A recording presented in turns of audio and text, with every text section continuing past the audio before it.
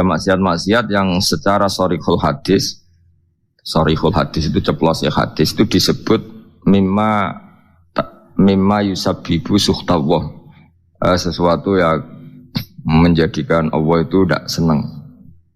Misalnya kayak dosa rentenir, dosa menyepelekan orang mukmin, atau dosa menghalang-halangi berjalannya kebenaran. Itu adalah kalimat-kalimat atau dosa-dosa atau perilaku yang Allah jelas ngendikan itu mimma yusabbibu sukhta, sesuatu yang dadekno bencine. Nah, kemudian di luar yang sorry itu, di luar yang jelas-jelas itu, ada kemungkinan-kemungkinan yang didhawuhna Sayyidina Umar. Jadi eling-eling ya, jadi yang pokok itu tentu sharihul Quran wal hadis. Itu harus kita ikuti. Jadi ora usah kata-kata-manan, memang itu nyata. Saya ulang lagi ya. Nak ono sharihul Quran berarti ora usah katama, ora usah sesuatu yang dianggap disembunyikan kayak ridho wa firidul walidain. Nah, di luar yang sorry itu baru ada tebak-tebakan misteri, misalnya ada orang jadi wali hanya karena tadi misalnya eri ning dalan disingkrehno takut eri tadi mengenai orang muslim. Terus ada beberapa orang yang bahkan ditobati Allah hanya karena minumi anjing. Nah itu yang misteri. Tapi tentu misalnya kok ada pilihan wayahe ngombeni ibu yang kehausan. Terus gue spekulasi, wah tak ngombeni asuwe nak menuntut ridhane pangeran. Nah, itu kebodohan itu karena memperbandingkan sesuatu yang sorry ya dengan yang misteri. Jadi tetap kita milih yang sorry dulu Sorry itu yang eksplisit disebut Allah dan Rasul. Begitu juga menyangkut sukhtuwa. Nah, jadi resiko ngaji kitab-kitab yang berbau tasawuf memang seperti itu. Jadi memang kita tidak boleh terlalu tasawuf dengan makna yang ini ya.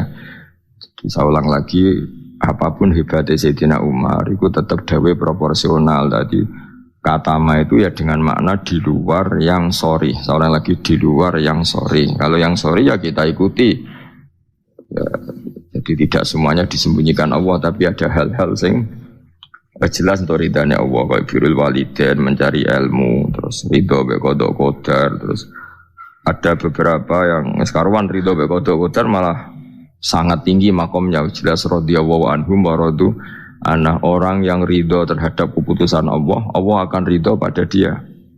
Itu jelas aturannya. Jadi kowe nak ridho be peparingnya Allah, maka Allah akan ridho ke kamu. Itu kan berarti satu taat yaitu ridho kepada Allah yang dadekno Allah ridho. Itu tidak jenis yang dikatama, yang disimpan atau dirahasiakan. Jadi hasil pesan saya ngaji itu sing khatam, karena ilmu itu ya mirip wong ngomong gitu lah. Jadi misalnya ono wong kelaparan, mesti nganggep yang terpenting bagi dia saat itu adalah makan. Ono wong kehausan, yang penting saat itu ya minum. Terus kabeh diomongkan yang terpenting. Ikan gong diutang, ya sementing ra ditagih. Nah, itu kan dene ora iso nalar, jadi ora iso nalar ono wong kok enake mangan sate iku mergo dene orientasine sementing ora ketemu debt kolektor. Nah, semua akan dikatakan itu paling penting, tapi tentu semuanya proporsional. Napa semua itu? Tapi ketika kita ngomong husnul khotimah, kita akan ngomong yang paling penting itu husnul khotimah. Tapi sebetulnya husnul khotimah sendiri kalau kita ngomong apa artinya gue kepengen husnul khotimah, kemudian perilaku harian kamu tidak mengawal Islam, gak tau ngitmai Islam, gak tau ngitmai wong tua, sementing orientasinya mau husnul khotimah, itu kan ya keliru juga. Jadi walhasil kalau pesen semua yang ada di tag-tag kitab-kitab seperti ini KPU proporsional. Jadi katama ya dalam konteks yang katama, tapi beberapa nyatanya Nabi ngendikan secara ceplos bahwa ridho Allah misalnya firidul walidain, tidak ada kata manan. Memang ada beberapa resep sangka Nabi ini loh yang menjadikan kamu diridhoi Allah, misalnya ridul walidain, ridho Allah firidul walidain, ridho sama qada qadar, terus mencari ilmu itu jelas di hadis ridon bima yasna, semua malaikat suka kalau ada orang mencari ilmu. Jadi itu hal-hal yang Allah menjelaskan secara detail, secara sorry, secara ceplos, secara eksplisit Oh itu semua mahal ridho, sesuatu sing dadekno ridane Allah Subhanahu wa taala. Kemudian wali juga sama, Allah menyembunyikan walinya di antara manusia supaya orang gampang menghormati semua orang karena bisa saja dia itu wali, semua orang berpotensi wali. Tapi tentu kan ada orang-orang yang jelas rawali, orang ini ketoro, kelakuannya ketoro terus. Itu kan ya kata ma itu ya yang potensi. Nak karwane wonge pemabuk, sering menyepelekan Allah dan Rasul, pemene ra salat terus. Oh, tapi kan iso wae wali. Oh, itu sudah terlalu gawe-gawe cara Jawa itu karena itu enggak masuk kategori katama tapi jelas. Itu juga wa katamal mauta fil umri terus ya dan seterusnya. Nah, masalah Lailatul Qadar juga di sini berlebihan, maksudnya berlebihan itu Allah menyembunyikan Lailatul Qadar di semua Ramadan. Ya tentu pendapat itu mau proporsional karena kita tahu di semua teks hadis sahih tetap keyakinan ulama Ramadan untuk Lailatul Qadar itu setelah tanggal 20 sampai 30 Asyrul Awakhir, nama al-Asyrul Awakhir. Cuma ada orang yang mungkin persyaratannya Allah kowe tak kei tapi syaratnya ibadah ngetuk mulai tanggal 1. Ya, tapi tetap saja Lailatul Qadar itu fil asyril awakhir di 10 terakhir. Tapi tetap soro setare dimulai ibadahnya, maksudnya setar ning ibadah dimulai 1 sampai 20. Tapi nak kowe misalnya duwe potensi, tapi bisa saja Lailatul Qadar jatuh tanggal 1, yaitu khorkon lil ijma' atau khorkon lil muttafaq alaih atau khorkon di jamahiril ulama. Kamu berarti balelo atau merusak konsensus ulama sing darani Lailatul Qadar fil asril awakhir. Jadi ngaji karena kita tidak mungkin mengkhorku ya merubah. Jadi apapun hebatnya kita misalnya sholat Lailatul Qadar mulai tanggal 1, soalnya Lailatul Qadar tanggal 2, enggak bisa seperti itu. Tetap kita meyakini fil asril awakhir. Ya jadi resiko kitab-kitab tasawuf memang apa ya hati-hati ini kadang berlebihan. Kita tetap meyakini sing sori, ya saya ulang lagi sing sori. Sing sori, sing ceplos, misalnya Kanjeng Nabi ngendikan Lailatul Qadar itu fil asril akhir, fil asril awakhir. Imam Syafi'i memilih sing autaruhu sing ganjil. Terus ada ulama yang memang milih 27. Nah sudah kita ikuti saja seperti itu. Meskipun tentu tadi karena Lailatul Qadar sifatnya pemberian ya yang mungkin Allah juga punya kualifikasi misalnya sing tenanan mulai tanggal 1 dikai sing mapak langsung tanggal 27 dianggap wong nakalan. Maksudnya kan iso wae memang aturannya seperti itu apa. Ketika mana sing ibadah mulai tanggal 1 barat orang masak itu ya nyediakno kayu bakar berproses nanti mangan.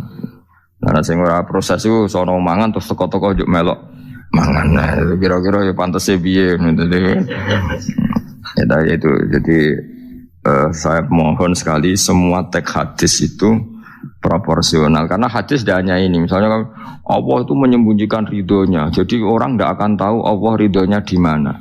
Yaitu ya keliru kalau kaidah itu umum karena ada beberapa hal yang disebut Nabi jelas ridho Allah, misalnya firdal walidain itu jelas disebut ya kita harus ikut bahwa luar biasa proses ridho apa walidain apa menjadikan orang tua kita ridho.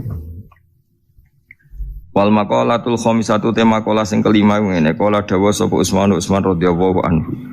Innal mu'mina satuna mukmin yang bagi sayukjo apa ayakune ento ana sapa mukmin iku masyan lumaku fi sitati anwa'in ing dalem 6 pira-pira werna. Minal khaufi sanging rasa wedine Allah. Ahadua di salah sijine sitah sing harus ditakuti ku ayya khaufa. Ento wedi sapa mukmin mingki balillah sanging sisine Allah. Kita harus takut bahwa Allah bisa saja ya khudain ngalap sapa Allah min sanging mukmin alimana iman. Waqtan nas ing wektu nazak. Ini tadi kalau dawe Umar tentang 6 hal yang disembunyikan Allah Ta'ala. Sekarang dawe Utsman. Ada 6 hal yang kita harus punya ketakutan lebih. Satu, ketakutan bahwa setiap saat Allah bisa saja ngambil iman kita waktan nas'i ing waktu nazak. waktu sing meh mate jenenge nazar. Ruwiya diriwayat napa ana Mas'udin saat temen Ibnu Mas'ud iku da'a iku donga sapa Ibnu Mas'ud bihada doa iklan ikhlas doa. Allahumma do Allah inni saat temen ingsun asalu jalu ingsun ka ing panjenengan imanan ing iman layar tetu kang ora bakal dadi murtad apa iman. Wa na'iman lan ingsun jalu ing nikmat layan fadu kang ora entek apa naim. Wa qurrata ainin lan tenange mripat la tangkoti kang ora putus-putus apa qurratu ainin. Wa murafaqatu nabi kalan ngancani nabi panjenengan Muhammad sallallahu alaihi wasallam fi a'la jinanil khuldi ing dalam dhuwur-dhuwure swarga khuldi. Ada 6 hal yang orang mukmin harus serius takutnya, yaitu terutama takut diambilnya iman. Ya terutama takut diambilnya iman di waktu meh mati jenenge nazar. Buktinya sahabat sekaliber Ibnu Mas'ud selalu berdoa Allahumma inni as'aluka imanan la yartaddu wa na'iman la yanfadu wa qurrata a'yunin la tanqati. Jadi tentu kita takut sekali kalau pas dekati mati justru iman kita dicabut. Wasani utai sing kaping pindho iku ayah khofa ingin ta wedi sapa wong mingki baril hafadzati sange sisi malaikat penjaga il katibina tekse sing nulis kabeh li amalil ibadi maring pro ngamale kawula. Ayat tubuh ento padha nulis sapa malaikat alihi ing atase wong ma ing perkara yaftadi kang dadi keweleh sapa man. Keweleh itu dipermalukan sapa man bi iklan ma yaumil kiamat ing dalam dina kiamat. Yang kedua adalah orang itu takut bahwa malaikat yang menulis amal kita akan menulis sesuatu yang kita akan dipermalukan di hari kiamat. Ani Nabi sallallahu alaihi wasallam kala dawuh sapa Nabi fuduhud dunya utawi kemaluan sining donya utawi dipermalukan ning donya utawa ino ning donya ku ahwanu luwih ringan min fudulil akhirati timbang kemaluan atau rasa malu atau dipermalukan ning akhirat. Rawangi watno hadis sapa At-Tabrani Imam Tabrani anil Fadl sange Fadl qalan Munawi ail aru tegese utawi cacat al hasilu kang hasil li nafsi kediawawaan min kasfil aibi sange kebukae aib fidunya ing dalam dunya bikos ditanasuli kelawan nejo bela diri misale menu sange wong iku ahwanu iku luwe napa ringan mingkit manihi tinimbang kasimpene aib ila yaumil kiamat itu meko maring dina kiamat. Hatta yang tasiro kesigo gumedar apa app wa yastahiru lan masyhur apa app fil mauqifi ing dalam panggonan hisab. Walidalan krana rai kilama waqo asmangsane tumiba sapa ba'du sahabat sebagiane sahabat fi zina ing dalam zina. Wa arafalan ngerti sapa ba'du sahabat hadal hadis ing gila hadis akor mongko ikrar sapa ba'du sahabat bidzalika lan mongko-mongko zina lahu maring Kanjeng Nabi. Liyahudda supaya ngekhat sapa nabi hu ing iki ba'da sahabat. Walam yarjilan ora mencabut sapa ba'da sahabat anil ikrari sang ikrar. Ma ta'ridi semertane oleh memtokno Kanjeng Nabi. Mentokno itu menawarkan Nabi lahu maring ba'da sahabat birujuki kelawan rujuk mencabut ikrare. Li ilmihi krana ngertine ba'da sahabat bi anna fadihatahu. Lan sak temene rasa malune wong fid dunya ing dalam dunya bi iqamatil haqqi lan dilakoni nikhat iku ahwan iku luwih ringan min fadihatil akhirati timbang malu ning akhirat. Dewal hasil kemaluan sing ana ning dunya rasa malu dipermalukan ning dunya iku luwih ringan timbang nanti kita dipermalukan ning mahsyar di depan umum. Jadi misalnya mau kaya ya contoh paling gampang tadi kowe hasud mbek wong ning dunya iso mbok sembunyikan nanti dipermalukan Allah ning akhirat karena kamu duwe rasa hasud. Apalagi kalau ngenteni jatuhe wong soleh, jatuhe wong alim, orang-orang yang berkontribusi terhadap agama ini. Terus hasud mbok arep-arep jatuhe lho nanti dipermalukan di hari nopo kiamat. Itu luwih ngeri kalau kita punya dosa yang kita nanti dipermalukan di hari nopo kiamat. Wasali sute sing kaping 3 iku ayah khofain tawa disapa wong ing kibali setani sanging sisi setan. Ayub tilain to batalo sapa setan amal ing amale wong ai sholihat sing amal saleh. Amal saleh yang kita lakukan lama puluhan tahun. Ya wong misalnya kowe ngurmat yatim puluhan tahun ikhlas tapi setelah dia jadi dokter atau jadi orang besar ketika lupa kamu terus kowe getun karena ngamal sama seseorang yang enggak bisa balas jasa berarti amal kamu itu dibatalkan. Mane kok ora ana wong alim kecuali cuek karena tadi tapi kadang masyarakat itu ya angel kandhanan. Hampir semua orang alim itu enggak suka kenal santrinya, bukan karena enggak mau, bukan. Karena tadi sebetulnya ingin sebar mulang ya wis mulang. Karena kalau kenal takutnya itu memanajemen atau ngatur-ngatur. Kok akhirnya terus kena gak dituruti seakan-akan wong ngajine mbek aku kok gak nuruti aku. Sehingga banyak orang alim yang milih cuek itu.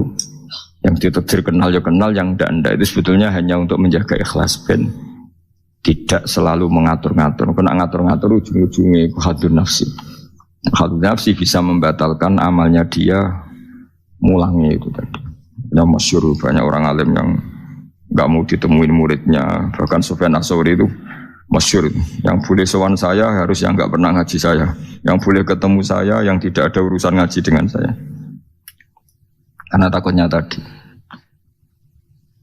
takutnya tadi misalnya ada orang alim ngajar 10 tahun sama orang itu. Terus orang itu jadi orang kaya raya sukses. Kadang-kadang kan manusia ingin sesuatu karena gak dituruti, mundat-mundat, tak ulang kok gak loyal gitu. Itu jadi terus banyak ulama yang milih cuek wis.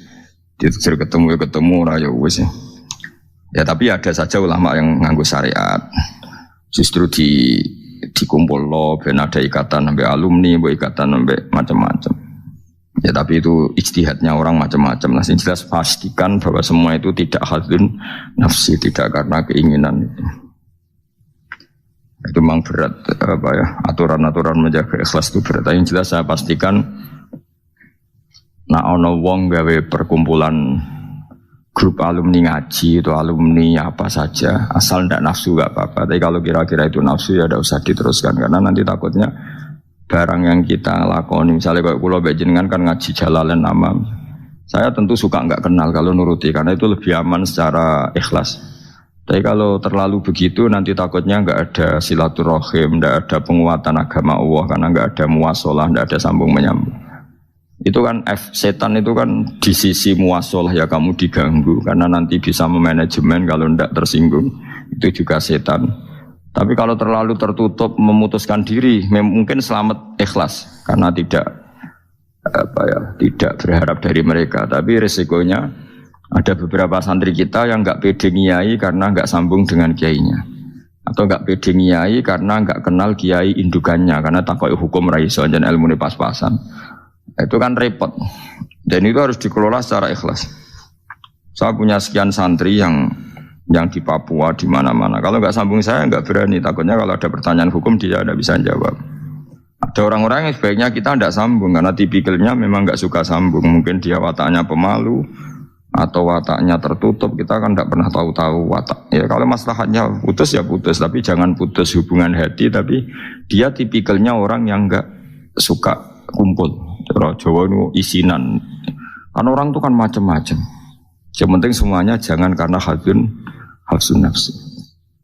Itu eleng-elengnya. Terus makanya Sufyan Ats-Tsauri masyhur. Soalnya muridnya aku moh tenan. Karena dia takut kemudian menuntut haknya sebagai guru. Nah korek sab'ah yang terkenal Sayyid Hamzah Az-Zayyad itu dia pernah ada orang sowan, ya Hamzah saya ini punya utang banyak, tolong bilang sama muhibbin jenengan yang kaya supaya mensyafaati saya. Jawab Hamzah, saya minta air putih sama santri saya aja nggak pernah, menyuruh santri saya supaya melayani saya saja saya tidak pernah. Karena takut itu saya mengkonversi mulang saya menjadi loyalnya santri-santri dan itu menjadikan amal dunia. Itu orang dulu itu macam-macam menjaga ikhlasan sampai se-ekstrim itu. Ya tentu tidak semua ulama seperti itu. Ada ulama yang suka ngongkon santri karena biar dapat barokahnya khidmah. Ada ulama yang suka minta tolong santri supaya mereka terbiasa khidmah. Itu kan istihad. Yang penting pastikan diri kamu tidak ada hadun nafsi. Itu semuanya motifnya itu nafsi itu jangan. Karena tadi kalau kamu terlalu tertutup, terlalu terputus, nanti nggak ada kekuatan Islam dalam hal silaturahim. Makanya dari Imam Ghazali ya tidak semua ulama kayak Hamzah Az-Zayyad, tidak semua ulama kayak Sufyan Ats-Tsauri. Tapi juga kamu jangan terlalu manajemen. Kira kuwabe umatem mbok anggap aset.